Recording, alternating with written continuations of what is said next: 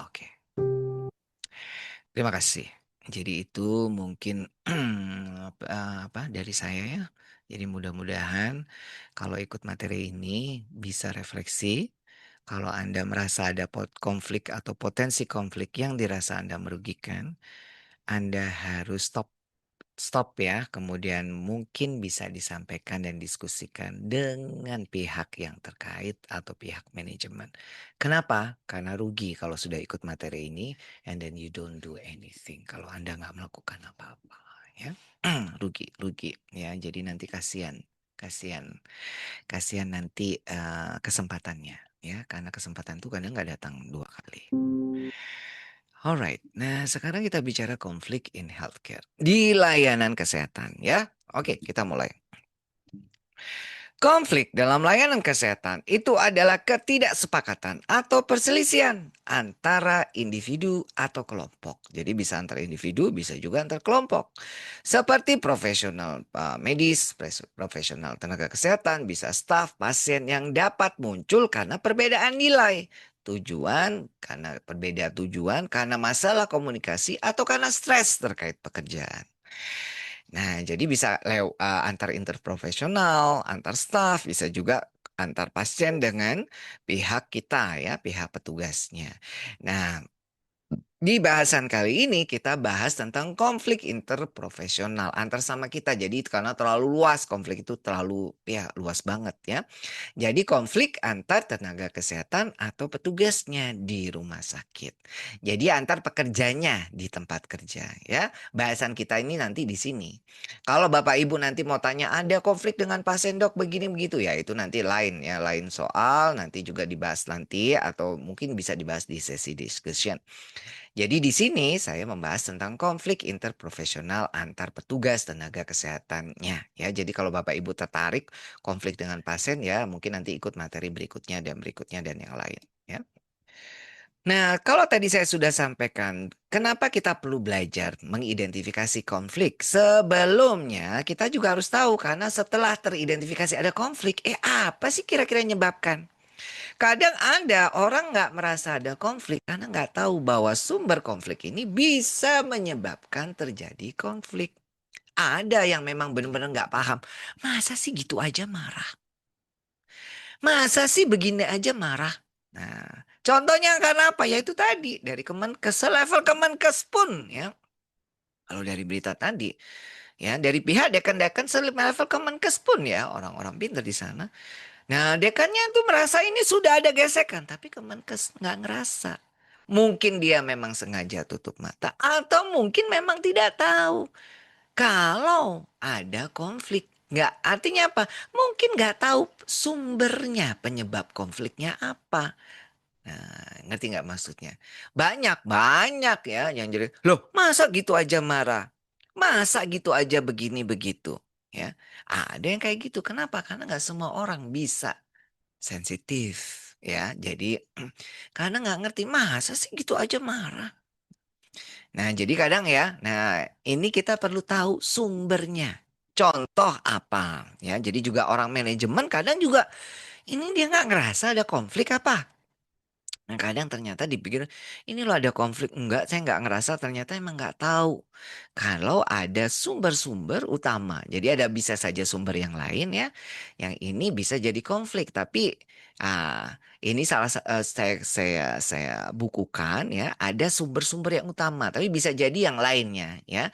Yang pertama role clarity, kejelasan peran. Nanti saya bahas satu-satu ya. Yang kedua adalah komunikasi yang timpang atau communication gaps ya. Yang ketiga ada resource scarcity atau sumber daya yang terbatas dan yang keempat ethical conflict, konflik etik layanan kedokteran ya, latihan medis layanan kedokteran. Nah, kita bahas satu-satu apa aja sumber utamanya. Yang pertama adalah kejelasan peran. Ya. Kenapa ini jadi penting dan bisa jadi sumber konflik? Karena tim layanan kesehatan itu bersifat interdisipliner. Sehingga konflik itu sering muncul ketika ada peran tumpang tindih atau tidak jelas.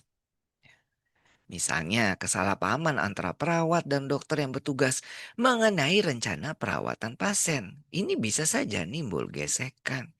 Ya, Akhirnya terjadi apa? Role ambiguity, ketidakjelasan peran, ya. Ini namanya role ambiguity. Atau juga ada peran yang terlalu banyak, role overload, ya. Peran yang dikasih peran yang terlalu banyak atau juga role underload, peran-peran yang terlalu sedikit dikurangi. Nah, ini contohnya kayak gimana nih? Contoh. Contoh ya saya buka aja nih biar Anda tahu orang-orang medis. Contoh terjadi gangguan RW ya. Jadi ada gangguan RW. Jadi perlu melakukan intervensi RW manajemen dan perlu dilakukan intubasi. Persoalannya di UGD nih perlu dilakukan intubasi. Persoalannya siapa nih yang harus melakukan intubasinya? Sementara intubasi itu adalah suatu intervensi yang invasif sekali. Harus dilakukan oleh orang yang punya kompetensi. Karena kalau tidak bisa menyebabkan HAM pada pasiennya. Apalagi kalau sudah ada yang namanya difficult airway. Ya, jadi kalau udah ada kesulitan-kesulitan, misalnya orangnya gemuk, lehernya pendek, misalnya ya atau penyulit-penyulit lain. Ada trauma di area-area situ. Sehingga akhirnya membutuhkan orang yang punya skill dan kompeten terhadap apa? Airway management ini. Karena kita sudah berjanji first do no harm. Yang jadi persoalan, nah ini siapa yang punya kompetensi? Bingung. Kadang dokternya yang punya, dokter umum belum tentu punya. Nggak semuanya punya kompetensi itu. Tulis di kolom chat kalau Anda merasakan, terutama perawat ya. Perawat ya belum tentu juga punya. Tapi rumah sakit tidak memberikan pelatihan. Atau tidak ada pelatihan. Nah ini repotnya. Jadi ada konflik peran. Ya. Ada ketidakjelasan peran. Ya akhirnya gini. Ya sudah kayak contoh ya. Jadi ya sudah pokoknya merasa bisa dulu nih dulu. Dulu itu saya kan nggak ngerti begini begitu ya. Kompetensi gini nggak ngerti. Saya jadi direktur, ya pokoknya kalau perawat saya bisa ya udah kerjain ya emang bisa jeblet jeblet gitu. Tapi setelah saya ini udah ya ini tadi ya ada majelis disiplin profesi, kasus dokter Ratna, semua harus sesuai prosedur SOP. Jadi bingung. Ayo, nanti nggak ditangani. Ini harus dilakukan intubasi secepatnya. Siapa tuh yang intubasi? Punya kompetensi nggak? Nah ini kan jadi bingung perannya. Bisa terjadi konflik. Nanti kalau ada apa-apa siapa yang belain? Nah, belum tentu rumah sakitnya belain. Nah, ini kan jadi persoalan. Tapi pasien dia komplain. Wah, ini jadi persoalan pusing dong. Nah, jadi bagaimana? Nah, rumah sakit harus turun. Harus jelas. Makanya, oh yang ngatur rumah sakit itu haruslah yang mengerti. Layanan kedokteran, layanan klinis. Ya. Harus ngerti. Nah, kepala UGD-nya harus bisa tanggung jawab, harus bisa tahu persoalan.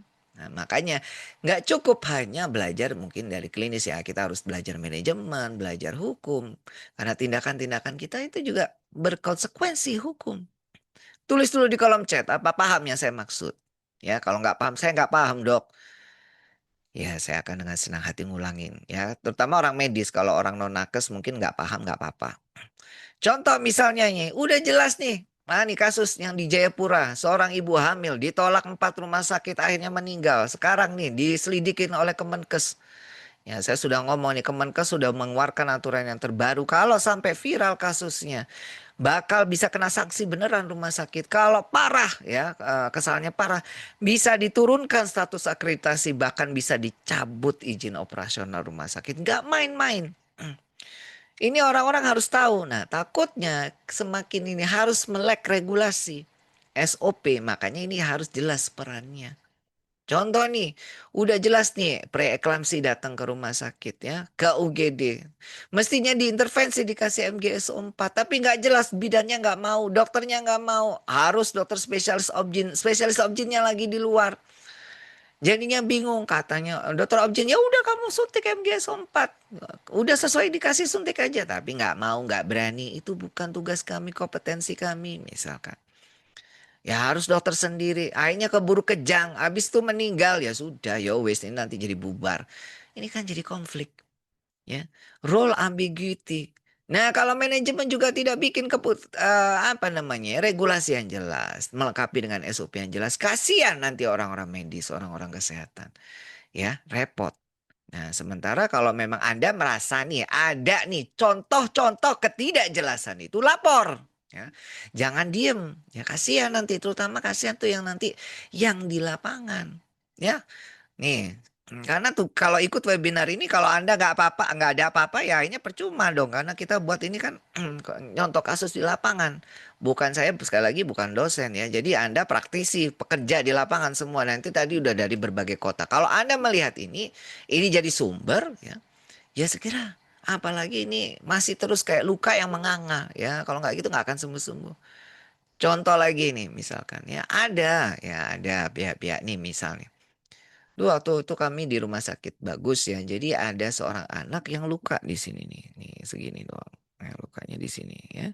Nah, kalau nggak lihat saya di sini di dahi. Nah, ini pasien asuransi swasta ya. Jadi lumayan duitnya. Akhirnya berantem. Karena apa? Yang satu, ini mohon maaf ya supaya paham aja. Satu waktu dikerjain itu akhirnya oleh pasien bedah plastik, dokter bedah plastik. Ternyata dikomplain. Dikomplain artinya ada yang keberatan. Kalau ini nggak tahu ya di tempat Anda benar atau enggak, tapi menurut satu dokter satunya, kalau di atas alis ini wilayahnya bedah saraf. Kalau di bawah alis baru wilayahnya dokter bedah plastik. Jadi kalau ini karena pasien itu di atas alis, jadi harusnya ngerjain bedah saraf, bukan bedah plastik. Nah, ini ada yang ngomong kayak gitu ya. Baru tahu. Karena dia bisa rebutan. Nah, ada beberapa hal ini mestinya pasienku ada contoh. Ini mestinya penyakit-penyakit dalam ya. Kenapa kok ditaruh di pasien jantung? Nah, ini bisa rame.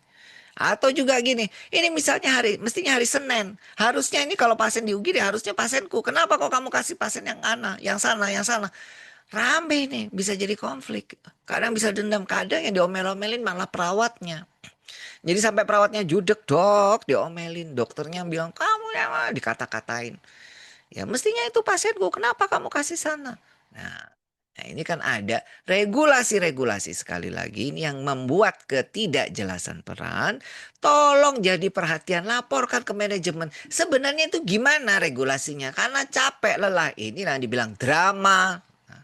Kebanyakan drama habis energimu karena kalau kita itu kadang capek ya capek karena badan tapi juga kadang kalau capek pikiran tuh badan tuh bisa kayak ambruk gitu loh ya. Ya contoh aja kalau Anda misalnya ada awalnya semangat tapi suamimu misalnya ngomong sesuatu yang nyelekit itu bisa kayak ambruk gitu badanmu. Setuju nggak? Ya, para ibu-ibu ini ya, bener nggak? Kalau misalnya udah lagi semangat nih, waduh lagi semangat kerja ya. Ternyata suamimu tuh ngomong sesuatu yang kayaknya, aduh nggak pas gitu. Tiba-tiba kayak lemes badanmu ambruk gitu ya bisa ya. Atau anaknya atau yang ngomong, ya ini bisa cerita ya. Ya, betul nggak? Nah, kalau memang begitu ya sama saja ya. Jadi kalau kita dokter perawat kerja kadang-kadang bolak-balik disalahin lama-lama bisa ambruk ya. Nah, kalau role overload itu kayak gimana? Role overload tuh segala pekerjaan dibebankan pada satu orang ya. Karena bagus. Karena iya aja. Contoh nih ada yang lapor dok saya ini suruh ngadepin komplain. Iya, jadi MPP juga. Iya, yang ngatur apa ketersediaan tempat tidur. Kalau ada yang susah dapetin tempat tidur juga. Iya, saya yang ngatur. Saya juga ngurusin jadi case juga dok. Saya juga jadi istilahnya jadi kalau misalnya ada yang pasien-pasien jebol-jebol tuh saya juga ngurusin. Saya pokoknya ngurusin juga kalau misalnya nih contoh ada pasiennya komplain berat itu saya juga ikut ngurusin. Akhirnya terlalu banyak yang diurusin. Nah, ini contoh ya. Ini terlalu banyak perannya. Lelah orangnya. Nah, jadi sama pernah ya saya juga ngeliat tuh waktu saya workshop tuh ada salah satu peserta yang mukanya pucat banget. Saya tanya kenapa sih kamu kayak mukamu kurang kurang kayak kamu sumpek gitu ya.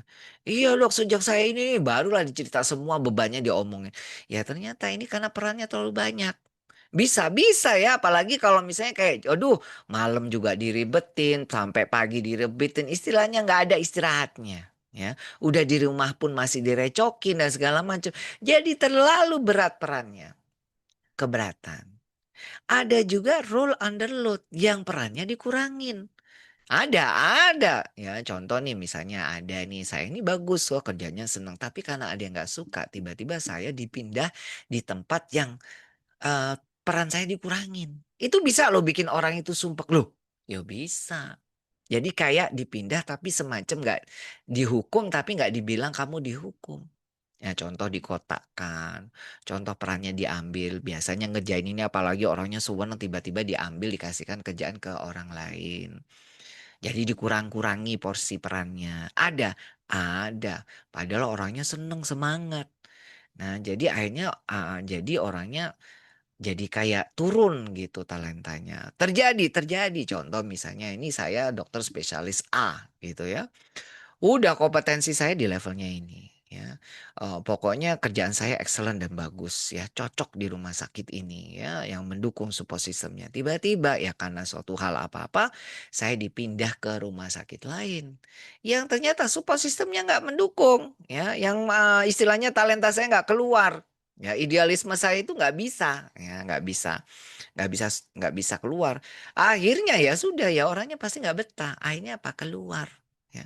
Ada dokter-dokter spesialis yang excellent-excellent tuh keluar dari rumah sakitnya, terutama rumah sakit pemerintah.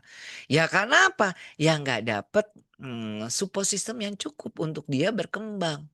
Ya, nih contoh juga ada nih dokter spesialis, kadang kan ada yang senioritas A, B, C, 1, 2, 3. Yang di bawah ini paling junior, kadang itu ada kerjaannya paling banyak tapi, pendapatannya paling sedikit. Ya nggak kuat dia, waduh ini sepertinya nggak adil. Akhirnya dia pindah ke rumah sakit lain, wah di rumah sakit lain, wah dapat tempat yang mensupport, jadi langsung langsung berkembangnya cepat. Nah ini contoh, karena di rumah sakit itu dia merasa perannya sedikit. Ada yang merasa perannya terlalu banyak, tapi, pendapatannya nggak sesuai. Ya, nggak sesuai, jadi akhirnya dia keluar, nggak sesuai dengan effort-nya. Ya kalau sesuai sih nggak apa-apa dengan effort yang dikerjain, tapi kalau nggak ya itu tadi bikin terjadi konflik. Nah ini contoh-contoh ya, ketidakjelasan peran. Nah jadi hati-hati kalau manajemen juga nanti, mencoba kalau misalnya kasih peran baru, tugas baru, atau hal-hal Anda merasa ini terlalu berat pekerjaan, termasuk juga misalnya kalau satu perawat itu harus ngopeni banyak pasien, ya terlalu berat, ya. Misalnya satu satu perawat itu harus ngopeni 30 pasien atau 20 pasien, rawat inap, satu orang perawat ya, atau 2 orang perawat harus ngopeni 35 pasien, itu terlalu berat, tanpa ada asisten perawat, tanpa ada porter misalkan. Berat sekali misalkan, ya ini juga jadi sumber konflik, ya. Jadi ini penting untuk kita, belajar tahu sumber-sumbernya apa. Yang kedua, apa lagi yang jadi sumbernya? Communication gap, jadi komunikasi yang timpang. Ya, komunikasi itu efektif. Komunikasi efektif itu penting dalam pelayanan kesehatan, namun seringkali terkendala atau keterbatasan waktu dan beban pasien yang tinggi. Jadi ada miskomunikasi antar tim ya, bisa mengenai prosedur atau mengenai ganti apa namanya itu serah terima yang bisa menyebabkan keterlambatan atau kesalahan perawatan. Ya. Sudah saya sampaikan di beberapa webinar saya sebelumnya ya tentang pasien safety. Penyebab terbanyak terjadinya insiden keselamatan pasien adalah masalah komunikasi, itu penyebab nomor satu. Dan terciptanya komunikasi yang gak efektif itu karena ada hambatan komunikasi. Ini saya jelasin satu-satu aja ya. Yang pertama environmental barrier. Apa itu environmental barrier? Ya, karena hambatan lingkungannya. Contohnya hambatan lingkungan bagaimana? Ya itu tadi ya, misalkan gimana ngomong komunikasi. Kalau misalkan gini, gimana manajemen mau tahu masalah di lapangan? Di IGD. Kalau apa, ada hambatan environment lingkungan, apa, ya manajemennya cuma di atas doang nggak pernah turun, nggak pernah lihat situasinya, ya. Yang turun, yang baru turun kalau ada sidak dari wali kota atau bupati atau gubernur, baru sih turun manajemennya. Kalau nggak pernah turun orang manajemennya. Akhirnya apa? Terjadi barir lingkungan. Yang satu di atas, satunya di bawah. Nggak pernah ketemu, nggak pernah dikomunikasi. Ya ini jadi penyebab terjadi komunikasi yang tidak efektif. Ya, jadi permasalahan di lapangan itu tidak diketahui atau mungkin manajemen tidak mau mengetahui masalah di lapangan. Kenapa? Ya karena nggak turun, satunya di atas, satunya di bawah. Atau masalah environment lingkungan tuh bisa jadi komunikasi ada gap. timpang. Karena apa? Karena terlalu berisik, terlalu ramai, terlalu padat, terlalu gelap, terlalu terang, terlalu bising dan sebagainya ya. Sehingga akhirnya menyulitkan untuk terjadi komunikasi. Kayak contoh, bagaimana Anda bisa mengerti apa yang saya sampaikan kalau Anda dengerinnya sambil ngerjain pasien? Banyak ya, pasiennya rame, jadi bisa bisa dikerjain, bisa tinggal ini. Akhirnya apa ya? Susah. Jadi environment lingkungan Anda tidak mendukung Anda untuk bisa berkomunikasi dengan saya. Nah ini contoh ya. Saya juga kesulitan berkomunikasi kalau lingkungan ini nggak mendukung di sekitar saya. That is called environmental barrier. Ya. Bisa ini menjadi catatan. Jadi contoh kenapa layanan di IGD ini substandard sekali. Banyak komplain-komplain dari IGD. Ya. Kenapa komplain banyak ya sampai stres dokter sama perawatnya. Ternyata setelah turun lah pantesan lah UGD-nya rawame kayak gini. Jelas ini sumber komplain. Ya, komunikasi kita pasti nggak efektif. Ada environmental barrier yang ya, tidak teridentifikasi dan disiapkan, gitu ya. Jelas akhirnya banyak masalah. Ya karena dari sisi environment udah bisa menjadi penyumbang terjadi gap ya. Nah, ini bisa jadi sumber konflik. Ya, sumber konflik ya. Ya kalau komunikasi nggak beres jadi sumber konflik. Yang kedua, attitude barrier. Jadi komunikasi jadi sulit. Kenapa? Karena ada attitude, ada sikap perilaku yang membuat komunikasinya jadi sulit. Contoh gini, saya ini direktur, misalnya saya ini pimpinan. Pimpinan itu ya di atas, duduk di meja, ya nunggu laporan. Jadi saya nggak mau kalau nggak mau menyelesaikan persoalan kalau nggak ada laporan. Nah ini udah attitude yang mungkin membuat jadi sulit sehingga nggak mendengar. Nah, jadi karena ada yang pikir gitu, bagaimana seseorang itu bisa tahu situasi di lapangan kalau hanya cuma duduk di meja ya dan menunggu laporan. Nah, ini contoh attitude barrier. Jadi susah, Dok.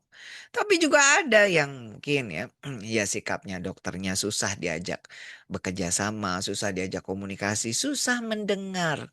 Ya, nggak mau mendengar, Dok. Maunya dia yang didengerin. Jadi kalau kita mau nyampaikan sesuatu itu selalu dipotong, ya. Kita punya pendapat itu nggak pernah ada benernya, ya. Jadi lebih suka banyak ngomong dokternya. Jadi kalau diajak kerjasama susah. Karena attitude ada. Apalagi sukanya bilang gini, nanti saya laporin ya kamu ke manajemen. Nah, pokoknya aku udah tahu nih kamu begini begitu tak laporin. Sukanya suka ngelaporin tapi yang bikin kita kesel. Ada. Ya. Kalau misalnya di WA jawabannya lama, di telepon nggak pernah mau diangkat ya karena ada attitude barrier. Ya. Jadi karena ada sikap-sikap yang memang membuat nggak nyaman. Nah ini ada yang bilang kalau begitu memang gimana ya ini kalau Anda merasa ini sebuah konflik dan bisa berpotensi konflik atau sudah jadi konflik laporkan. Ada yang WA saya ya, karena saya itu kan bikin webinar-webinar udah berapa kali, ada yang ikut webinar itu WA saya, "Dok, kami ngalamin ini, dokter kami gini, tapi nggak berani lapor." "Oh, kalau gitu tak laporin ya, karena saya kenal dengan pimpinanmu di sana." "Jangan, Dok." Loh, ya sudah dari situ udah kelihatan mungkin dari pihak manajemennya juga kalau dilaporin, mungkin nanti malah malah jadi runyam, bukan malah beresin, malah runyam.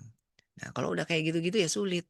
Ya sekali lagi nih ya, ikut webinar ini, nggak ada SKP-nya ini, percuma kalau Anda selesai kemudian nggak melakukan apa-apa. Anda harus identifikasi sumber-sumbernya.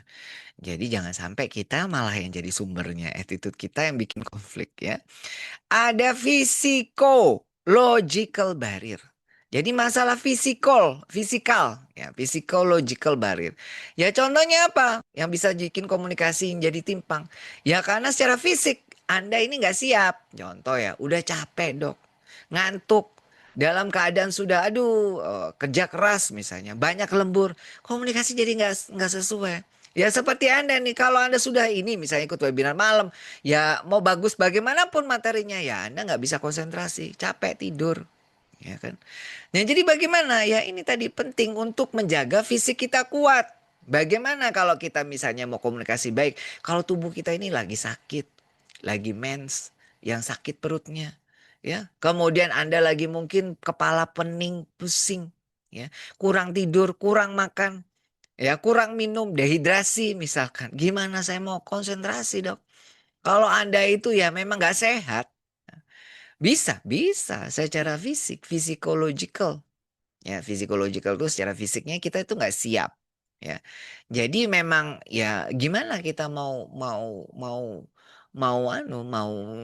bisa komunikasi bagus, termasuk juga psychological secara fisik dan pikiran. Kalau Anda banyak masalah di rumah, ya, persoalan di rumah atau stres-stres berkaitan dengan ya apapun membuat Anda sulit konsentrasi. Inilah bisa bikin terjadi timpangnya komunikasi yang bisa menyebabkan konflik, ya. Lalu apalagi hambatan komunikasinya? Ada time barrier karena keburu-buru waktu dan juga ada structural barrier.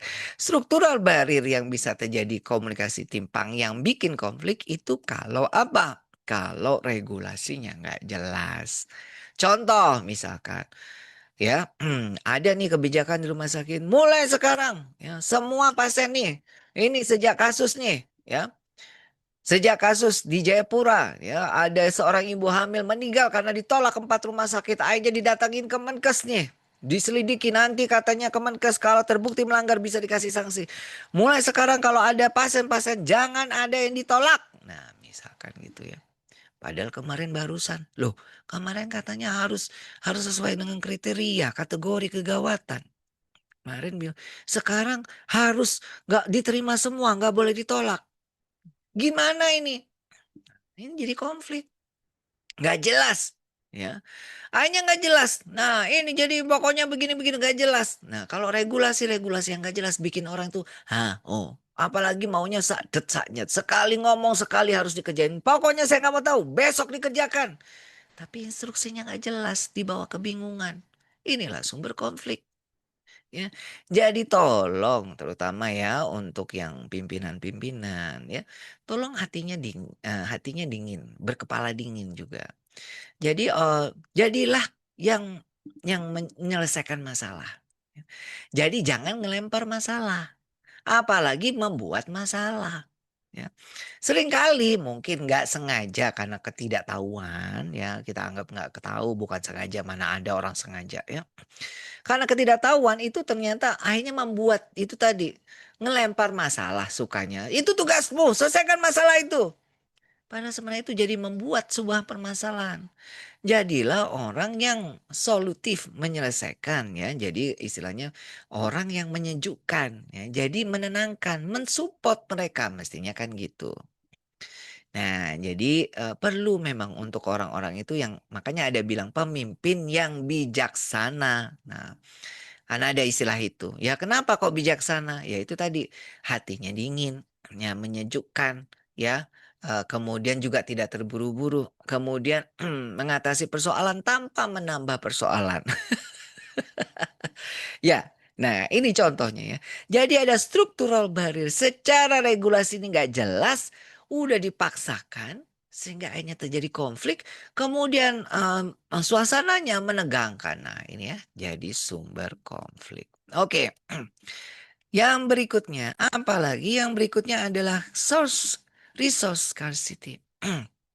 Jadi keterbatasan sumber daya, misal contoh perawatnya terbatas, dokternya terbatas, tapi kerjaan banyak, alat-alatnya terbatas, ya, infrastruktur ya, ininya bed table-nya operasi udah, aduh dok, udah naik tiba-tiba turun sendiri ngagetin, atau instrumennya ada yang hilang, kemarin ada ya jubah-jubahnya, baju operasi, linen pada banyak yang rusak, linen-linen kurang jumlahnya, lampu kadang turun-turun sendiri, ya. Kadang juga koternya udah sering nyetrum, nggak bisa berfungsi dan segala macam. Atau juga karena funding constraint, karena dananya nggak ada. Ya alasan nggak ada dana, nggak ada dana.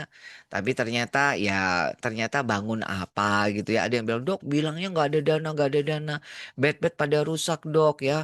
Wastafel pada bocor, AC nggak nyala. Misalkan stres dok, dikomplain pasiennya. Ini kasur banyak tingginya. Tapi mereka sudah kita laporin bilangnya nggak ada dana. Taunya bikin cat lab baru dok. No, ada yang kayak gitu. Sumber konflik. Ya, jadi ini juga ya udah sumber daya terbatas sementara masyarakat tuh nggak peduli. Artinya masyarakat tuh meminta layanan yang excellent, service excellent. Nggak apa-apa deh misalnya kelas 3 yang penting bersih ya. Yang penting rapi, airnya kerannya ngocor, AC-nya cukup, nggak panas, nggak terlalu dingin. Kemudian juga perawatnya ramah kayak gitu-gitulah. Ya, berkaitan dengan itu ya setiap hari spraynya diganti. Ya, linennya diganti setiap hari kalau bisa, ya makanannya cukup dan segitu dan segala macam. Tapi kalau dengan keterbatasan sumber daya ini bisa bikin stres dan sumber komplain yang bisa bikin jadi konflik. Ya. Nah, ini terjadi ya. Nah, hari gini terutama nih sekarang ini ya banyak yang dipotong-potong, dipangkas-pangkas. Nah, lanjut, bisa juga masalah konflik etik. Nah, ya. Konflik etik kenapa? Karena ya ada dokter itu, perawat itu, bidan itu, kita semua itu memegang teguh ya janji Hippocrates. Hippocrates Oath namanya ya. Ada etika secara otonomi. Otonomi itu pasien tuh menentukan pilihannya sendiri ya. Memberikan otoritas atas tubuhnya sendiri tanpa boleh ada paksaan.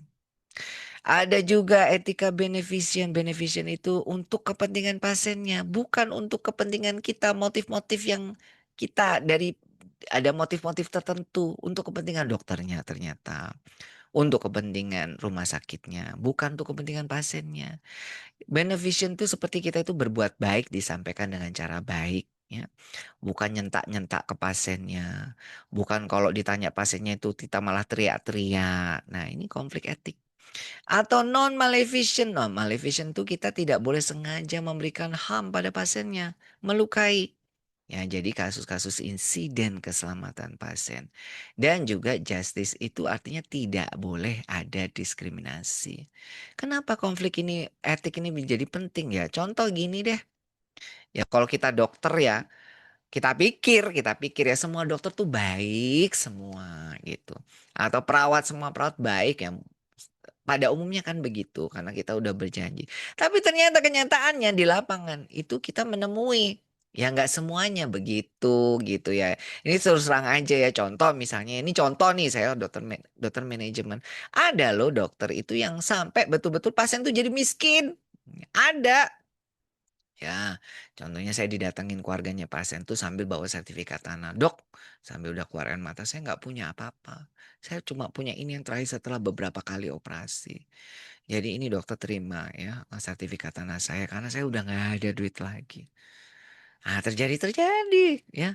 Jadi ada konflik. Oh, kok dokternya sampai seperti itu ya? Misalkan habis duitnya pasien. Ya sampai benar-benar habis, nggak punya apa-apa demi untuk sembuh. Tapi sampai bisa habis, kan kasihan. Ya.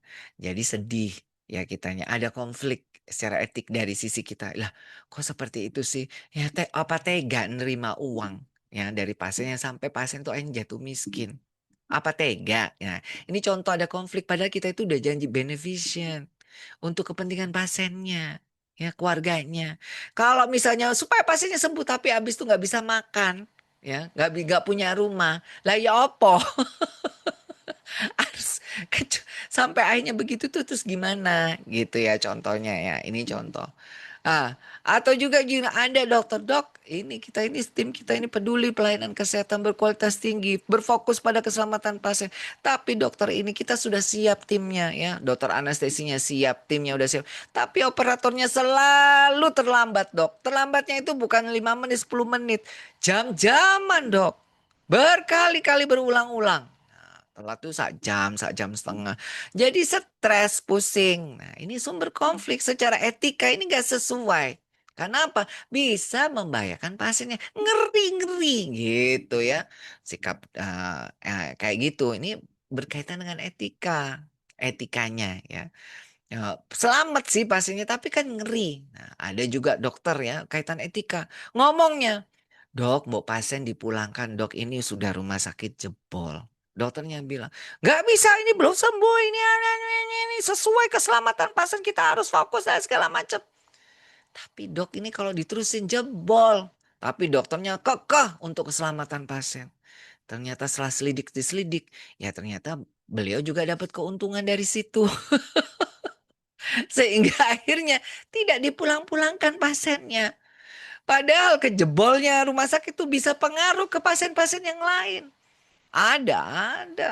Ya, di ICU, pasien gak dipulang-pulangkan udah habis ratusan bahkan miliaran.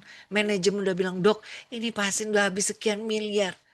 Ya diklaim BPJS cuma sekian ratus juta. Jebol ya banyak. Dokternya ngomong, emangnya saya mau tanggung jawab? Kamu yang tanggung jawab. Ini kalau ada apa-apanya. Ya, ada apa-apanya kamu yang ini.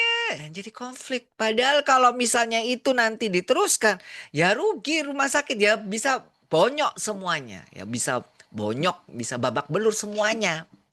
Ya dokternya berlindung atas nama keselamatan pasien. Tapi ujung-ujungnya selidiki, ya dokternya dapat sesuatu juga dari situ. Nah ini konflik etika. Ya, antara gimana ya dok? Siapa yang bisa benerin? Makanya harus ada jadi sumber. Ya, kalau kita itu nggak bisa ngenalin kayak begini, ya jadinya repot. Makanya ada beberapa tuh yang ada juga konfliknya yang antara pihak rumah sakit dengan dokter perkara yaitu tadi duit yang harus dikembalikan. Ya, dikembalikan ke BPJS karena terbukti ada fraud mungkin, ada mungkin manipulasi data dan sebagainya yang akhirnya ketahuan setelah 2 atau 3 tahun kemudian. Nggak main-main duitnya, bisa 5 miliar, ada yang 3 miliar. Nah ini jadi berantem deh ya. Nah, ini kadang-kadang ada yang bilang, ada konflik juga berkaitan dengan ini. Nah, ini contoh ya, sampai sekarang banyak sekali drama-drama yang merugikan. Makanya perlu kejelasan kalau misalnya di kontrak surat kerjasama ya antara rumah sakit dengan dokter menegaskan ya mengenai tentang misalnya untuk bundle payment ini bagaimana ya antara kerjasama pihak rumah sakit dengan DPJP-nya ya lanjut. Nah berikutnya ada lagi. Nah, ya. Alright, sampai di sini kita break sebentar ya.